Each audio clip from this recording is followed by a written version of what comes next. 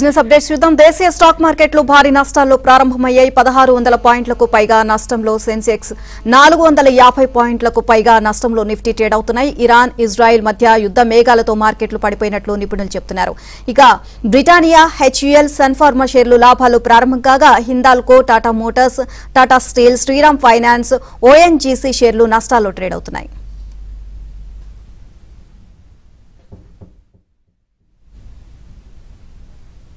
ఈ రోజు మార్కెట్స్ పై వారి విశ్లేషణ తెలియజేసేందుకు బిజినెస్ అనలిస్ట్ వివేకే ప్రసాద్ గారు లైవ్ లో సిద్ధంగా ఉన్నారు. Good morning sir. Good morning sir, global గా మార్కెట్లు పడిపోతాయని భయాలు బాగా వ్యాపించాయి. అసలు అందులో నిజమెంత ఉంది సార్?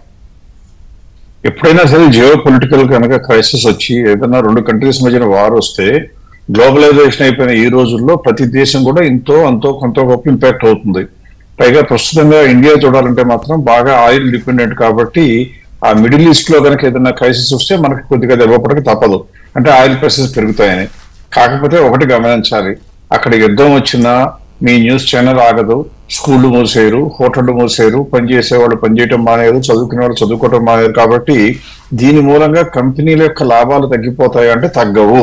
ఇట్టి పరిస్థితుల్లో కూడా కంగారు పడక్కర్లేదు. కానీ ప్రజలు ఏంటంటే ఎప్పుడు కూడా అక్కడ తగ్గుద్దంటారు, ఇదిగో పులి అంటే ఇదిగో తోక, ఇదిగో రక్తం అని చెప్పి భయపడతా ఉంటారు. అందువలన ఇటువంటి సమయంలో ఎన్నో కంపెనీలు అంటే బ్రహ్మాండమైన పర్ఫార్మెన్స్ ఇస్తున్న కంపెనీలు కూడా తక్కువ రేట్లు దొరుకుతాయి. కాబట్టి మార్కెట్లో పడిపోతాయంటే పడనివ్వండి, పడితే మంచిదే కదా, మనకు కొనుక్కోవడానికి అవకాశం వస్తుంది. ఒకవేళ మీరు ఆల్రెడీ కొనుక్కుంటే మాకు నష్టం వస్తుంది అంటే నష్టం రాలా, రేట్లు తగ్గాయి. ఇవాళ కాకపోతే రేపన్నా పెరక్క తప్పదు, కంపెనీ పనితీరు బాగుంటాయి అంటే ఆటోమేటిక్ గా రికవర్ అవుతారు, లాభాలు వస్తాయి. సో ఇప్పుడు కూడా ప్రతి క్రైసిస్ గురించి కంగారు పడటం, long term holding, short term ఏమో పానిక్ అవుతాను అనుకోవడం తప్పనమాట. అందువల్ల ఎవరు కూడా భయపడాల్సిన అవసరం లేదు. అక్కడెక్కడో ఇరాన్, ఇజ్రాయెల్ కొట్టుకుంటే రెండూ మనకు మిత్ర దేశాలే. అందువల్ల ఇండియాకు వచ్చే ఉత్పాదం ఏమైనా ఉంటుందంటే ఏమీ ఉండదు. కొన్ని రోజుల్లో ఇది కూడా సమస్య పోతుంది. సార్, ఇండియాలో ప్రస్తుతం వచ్చిన రిజల్ట్స్ ఆధారంగా అంటే ఎన్ని కంపెనీలు బాగున్నట్లుగా అనిపిస్తుంది సార్? ఏ సెక్టార్ లో ఇన్వెస్టర్లు సేఫ్ గా ఇన్వెస్ట్ చేయొచ్చు అంటారు? అంటే ఫస్ట్ ఇప్పుడు కూడా ఇది చాలా ఇంపార్టెంట్ క్వశ్చన్ అమ్మా. ఎందుకంటే ఎవరైనా సరే ఇన్వెస్ట్మెంట్ చేయాలంటే చూడవలసింది ఏంటి, నేను కొనుక్కుందాం అనుకుంటున్న కంపెనీలో లాభాలు వస్తున్నాయా, లాభాలు వచ్చే కంపెనీలో రేట్లు తక్కువ ఉంటున్నాయా చూడాలి. ఇప్పుడు మీరు స్క్రీన్ మీదే కనుక చూస్తే నేను ఒక అనాలిసిస్ లాగా మీకు చూపించడం ట్రై చేస్తున్నాను. కావాలని ఏం చేశానంటే ఇప్పుడే 10 నిమిషాల ముందు స్నాప్ షాట్ తీసుకున్నాను. కాబట్టి ఇప్పుడు వరకు ఉన్న కంపెనీలు చూస్తే 1000 కోట్ల కన్నా మార్కెట్ క్యాప్ ఎక్కువ ఉన్న కంపెనీలు ఏ ఇండస్ట్రీ అయినా కానివ్వండి అన్ని కలిపి ఎన్ని బాగున్నాయో చూశాను. బాగున్నాయంటే మన అంచనా ప్రకారం ఏం చేయాలి, మనం అనుకుంటున్న రేటు పనితీరు ప్రకారం చూస్తే దానికన్నా 30% డిస్కౌంట్ లో ఉన్న ఇన్నాళ్ళు చూస్తే మీరు స్క్రీన్ మీద చూస్తే కనపడుతుంది 91 కంపెనీస్ ఉన్నాయి. అంటే దాదాపుగా 5000 కోట్లు మార్కెట్ లో ఉంటే 5000 కంపెనీలు మనకు మార్కెట్ లో ఉంటే అందులో కనీసం 700 నుంచి 800 కంపెనీలు 1000 కోట్ల కన్నా ఎక్కువ ఉంటాయి. అందులో 91 కంపెనీలు మనకు కొనుక్కోవడానికి రామని పిలుస్తా ఉన్నాయి. సో కాబట్టి this is a god sent opportunity. ఇవాళే కొంటారా రేపు కొంటారా మీ ఇష్టం. మార్కెట్ కరెక్ట్ అయినా కానీ ఈ కంపెనీలన్నీ బ్రహ్మాండంగా ఉన్నాయి. ఇకపోతే మీరు ఇంకో ప్రశ్న కూడా అడిగారు, ఏ సెక్టర్ లో బాగుంటాయి అన్నారు. ఎప్పుడు కూడా మార్కెట్లు పడేటప్పుడు అందరు ఇన్వెస్టర్లకి కొద్దిగా ఆశ వస్తుంది, కొనుక్కుందాం అనుకుంటారు, భయం. అలాంటప్పుడు మీరు ఏం చేయాలి, ఎందుకు భయం అంటే ఇంకా తగ్గుతుందేమో అని భయపడతారు. అలా భయం ఉన్న వాళ్ళకి వీలుగా ఉంటారని నేను ఏం చేస్తానంటే ఏ కంపెనీలు 50,000 కోట్ల కన్నా ఎక్కువ ఉన్న సైజులు అంటే మార్కెట్ క్యాప్ 50,000 కోట్ల కన్నా ఎక్కువ ఉన్న కంపెనీలు కనీసం 3 కనుక ఒక ఇండస్ట్రీలో ఉంటే ఆ ఇండస్ట్రీస్ చూపించమని మీకు స్క్రీన్ మీద చూపిస్తున్నాను. ఇక్కడ మీరు చూస్తే ఆటోమొబైల్స్ 4 కంపెనీలు, FMCGలో 8 కంపెనీలు, కన్స్ట్రక్షన్ లో 4, ఇలా ఈ కంపెనీలన్నీ కూడా చూస్తే ఎంత గ్యాప్ ఉందండి. ఇండస్ట్రీ లెవెల్లో చూస్తే కూడా 39, 34, 32, 30 కనీసం ఇంతవరకు చూస్తే అంటే 5-6 ఇండస్ట్రీలు బ్రహ్మాండమైన పనితీరు చూపిస్తూ కూడా అందులో 50,000 కోట్ల కన్నా ఎక్కువ ఉన్న కంపెనీలు ఉన్నాయి. ఏమీ మాయం కావు. ఎవరో చెప్పాను కదా, మందులు వేసుకోవడం కూడా మానేరు. కాబట్టి అన్ని కంపెనీలు ఉంటాయి. ఇటువంటి కంపెనీల్లో బాగా తక్కువ వస్తున్నాయి కాబట్టి ఖచ్చితంగా కూడా ధైర్యంగా కొనుక్కోవడానికి అవకాశం ఉంటుంది. సార్, గవర్నమెంట్ సెక్యూరిటీస్ లో ఫారినర్స్ ఇన్వెస్ట్ చేయడానికి పరిమితి దాటిపోయింది అని కొత్తగా కొనడానికి వీలు లేదని చెప్తున్నారు. మరి దాని ఇంపాక్ట్ ఎలా ఉండొచ్చు అంటారు? ఎప్పుడు కూడా ఇదేంటంటే ఈ మధ్యన యూరోపియన్ మార్కెట్ లో మనకి ఇండియన్ బాండ్స్ ను కూడా లిస్ట్ చేస్తాం. JP Morgan అనే బాండ్స్ లో గవర్నమెంట్ సెక్యూరిటీస్ ఇంక్లూడ్ చేయగానే సడన్ గా ఇమ్మీడియట్ గా ప్రపంచంలో మొత్తం పెద్ద ధనవంతులందరూ కూడా ఇండియన్ గవర్నమెంట్ సెక్యూరిటీస్ వెంటనే కొనుక్కోవడం మొదలు పెట్టారు. ఎంత ఫాస్ట్ గా కొనుక్కున్నారంటే మొదలుపెట్టిన వారం రోజుల్లోనే దాదాపుగా అవైలబుల్ ఉన్న సెక్యూరిటీస్ అన్ని కొనేశారు. దేనికి అర్థం ఇది, ఇండియాలో ఉన్న షేర్లకి కంపెనీల పనితీరు బాగుంటాయి, ఇండియాలో ఉన్న బాండ్స్ కి ఎప్పుడు బాగుంటుంది, ఇండియన్ గవర్నమెంట్ యొక్క పొజిషన్ బాగుంటే బాగుంటుంది, అంటే దేశం యొక్క పరిస్థితి బాగుంటాయి. సో కాబట్టి గవర్నమెంట్ నాకు అప్పు కావాలి బాబు అంటే కూడా ఇన్ని వేల కోట్లు లక్షల కోట్లు వచ్చి ఇండియాలో పడిపోతున్నాయంటే అర్థం ఏంటి? ప్రపంచం చూపు అంతా కూడా ప్రపంచంలో ప్రభుత్వాలు వదిలేసేయండి, కానీ వ్యక్తిగతంగా మాత్రం చూస్తే ఫండ్ హౌసెస్ కానీ individual investors HNIs high network individuals అందరికీ కూడా సేఫ్టీ ప్రధానంగా ఉండే ప్లేస్ లో మార్కెట్ లో పెడతారు. అందువల్ల ఇండియాలోకి ఇంత డబ్బులు వస్తున్నాయి. ఇందులో ఏం చేస్తారంటే ఫ్రీలీ యాక్సెసిబుల్ రూట్ అని ఉంటుంది, అంటే ఎప్పుడైనా సరే కొనుక్కోవడానికి వీలుగా. అది క్లోజ్ అయిపోయింది. అది కూడా ఏం చేసింది, 14 years 30 years బాండ్స్ ఉంటాయి కాబట్టి అవి క్లోజ్ అయిపోయిందని చెప్పింది. కానీ ఆ ఫుల్లీ యాక్సెసిబుల్ రూట్ వదిలేస్తే మిగతా అన్ని కూడా ఇంకా అవైలబుల్ ఉన్నాయి. ఎప్పుడైనా సరే ఫియర్ ఆఫ్ మిస్సింగ్ అవుట్ అంటాం, ఫోమో అంటాం. ఇందులో కనుక ఆల్రెడీ మనకు కొనుక్కోవడానికి అవకాశం లేదంటే ఇంకేమున్నాయండి అని అడుగుతారు. ఆటోమేటిక్ గా 10 years గవర్నమెంట్ బాండ్లు ఉన్నాయంటే నాకు అందులో లిస్టింగ్ లేకపోయినా పర్లేదు, అంటే విదేశాల్లో లిస్ట్ అయిన సెక్యూరిటీ కాకపోయినా పర్లేదు, ప్రభుత్వం మీద నమ్మకం ఉందని అవి కూడా కొనుక్కుంటారు. అలా కొనుక్కుంటే ఇండియాలోకి లాంగ్ టర్మ్ డబ్బులు రావడం ఖాయం. దాంతో ప్రభుత్వం కూడా బ్రహ్మాండమైన డెవలప్మెంట్ ఇవ్వడం మంచిది. ఇందులో మనకు కావాల్సింది ఏంటంటే, ఎక్కువ మంది నన్ను అడుగుతూ ఉంటారు, బ్యాంకింగ్ సెక్టర్ లో చూస్తే కనుక, అంటే ఒకవేళ కనుక ఫారిన్ మనీ ఆగిపోతే బ్యాంకింగ్ బ్యాంకింగ్ సెక్టర్ కి ఏమైనా నష్టం ఉంటుందా అంటారు. ఇప్పుడు నేను కావాలని ఏం చేస్తానంటే బ్యాంకింగ్ సెక్టరే చూపిస్తున్నాను. మీరు ఇక్కడ బ్యాంకింగ్ సెక్టర్ చూస్తే 30.41% ఏమో మీకు ఇంకా స్కోప్ ఉంది ప్రస్తుతం. ఇందులో కావాలి 1000 కోట్లు ఉన్న కంపెనీలన్నీ తీసి చూస్తే ఇవాళ ఒక్కరోజు చూడండి ఎంత పడిందో. అంటే ఇవాళ నిన్నటి వరకు 18-19% ఉన్నది ఇవాళ ఒక్క రోజులోనే 30% వచ్చేస్తుంది. సో బ్యాంకింగ్ సెక్టర్ బాగుంది. అనగానే అందరూ అడిగే ప్రశ్న ఏంటి, బ్యాంకులో ఏది కొనుక్కోవాలండి అంటారు. అందుకే 50,000 కోట్ల కన్నా మార్కెట్ క్యాప్ ఎక్కువ కంపెనీలు చూపిస్తున్నాను.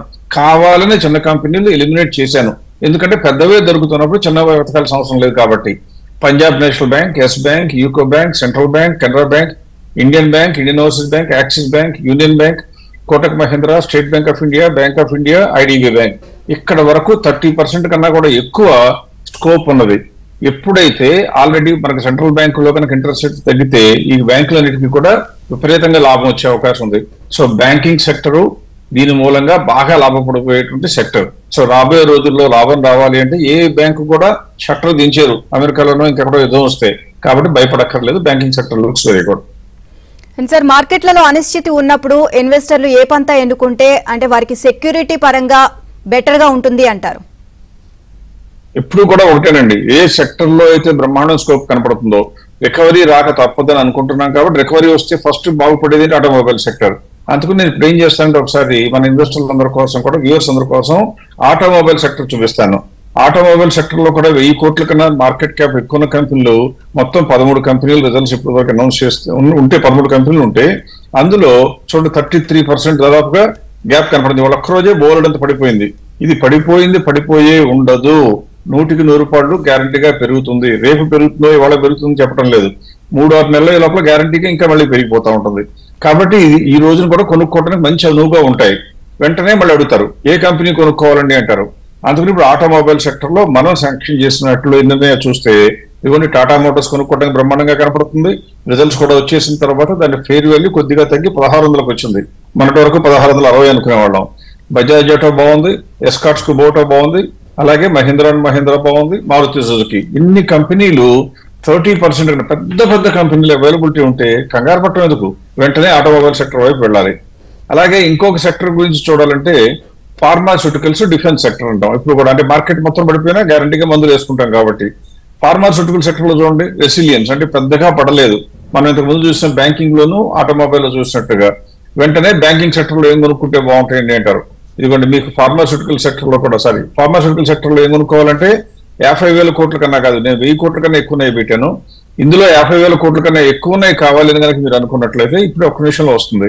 దివీస్ ల్యాబొరేటరీస్, డాక్టర్ రెడ్డి, 2 తెలుగాళ్ళయ్యాయి, సిప్లా, సన్ ఫార్మా, ఇవన్నీ కూడా చూడండి 30% కన్నా ఎక్కువ గ్యాప్ ఉన్నాయి. సో మీరు లాంగ్ టర్మ్ సేఫ్టీ కావాలనుకున్న వాళ్ళకి అవకాశాలు ఉన్నాయి, కొద్దిగా గొప్ప థ్రిల్ కావాలి, ఎక్సైట్మెంట్ కావాలనుకున్న వాళ్ళకి అవకాశాలు ఉన్నాయి. Market is waiting for you to come and pick up the shares. Sir, ప్రపంచవ్యాప్తంగా ఇన్ఫ్లేషన్ కంట్రోల్ అయింది అని చెప్తున్నారు కదా, మరి ఈ సమయంలో సెంట్రల్ బ్యాంకులు వడ్డీ రేట్లు తగ్గించే అవకాశం ఉంది అంటారా? మరి ఖచ్చితంగా ఉంటుందండి, ఎందుకంటే అమెరికాలో చూస్తే ఇప్పుడు 2.6% ఇన్ఫ్లేషన్ వచ్చింది. కాబట్టి ఏం చేస్తారు, నిన్న కాక మొన్నే వాళ్ళు ఫెడరల్ మార్కెట్ కమిటీ మీటింగ్ లో అలాగే స్టేటస్ కో మెయింటైన్ చేశారు. కానీ నేను నమ్మకంగా ఎందుకు చెప్పగలుగుతున్నానంటే ఎప్పుడైతే ఇన్ఫ్లేషన్ 2% వాళ్ళ టార్గెట్ రేంజ్ అయితే ఇప్పుడు 2.6కి వచ్చింది. కాబట్టి ఇవాళ కాకపోతే రేపన్నా రావాలి. దానికి కారణం వాళ్ళ పొరుగునే ఉన్నటువంటి యూరోప్ లో చూసినట్లయితే యూరోపియన్ సెంట్రల్ బ్యాంక్ ఏమో ఆల్రెడీ ఒకసారి తగ్గించింది, యూకే కూడా తగ్గించింది. అంటే అర్థమేంటి, ఇప్పుడు ఆల్రెడీ ఇంట్రెస్ట్ రేట్ సైకిల్ తగ్గడం మొదలైనవి. ఎందుకంటే ఇన్ఫ్లేషన్ ఆపుదాము అనుకునే ఇంట్రెస్ట్ రేట్లు పెంచితే గ్రోత్ ఆగిపోతుంది. గ్రోత్ ఆపుకుంటే ఏ కంట్రీ బాగుపడదు. కాబట్టి ఇవి రెండు చేసిన పని ఇవాళ కాకపోతే రేపు నెక్స్ట్ మీటింగ్ లోనే నా లెక్క ప్రకారం ఫెడరల్ మార్కెట్ కమిటీ తగ్గిస్తుంది. అలా తగ్గించగానే ఇండియాలో కూడా తగ్గిస్తుంది. ఇండియాలో తగ్గిస్తే బ్యాంకులు ఏవైతే ప్రభుత్వ సెక్యూరిటీలు కోట్లు లక్షల కోట్లు పెట్టుకుని ఇన్వెస్ట్మెంట్ చేశారో వాళ్ళందరి ఆస్తులు విపరీతంగా పెరుగుతాయి వెంటనే. అందువల్ల బ్యాంకింగ్ సెక్టర్ ఫార్మాసిటికల్స్ ని డిఫెన్స్ సెక్టార్ గా చెబుతూ ఉంటారు కదా, మరి ఇటువంటి సమయంలో అంటే అనిశ్చితిలో ఫార్మాసిటికల్స్ వైపు చూడడం మంచిదేనంటారా?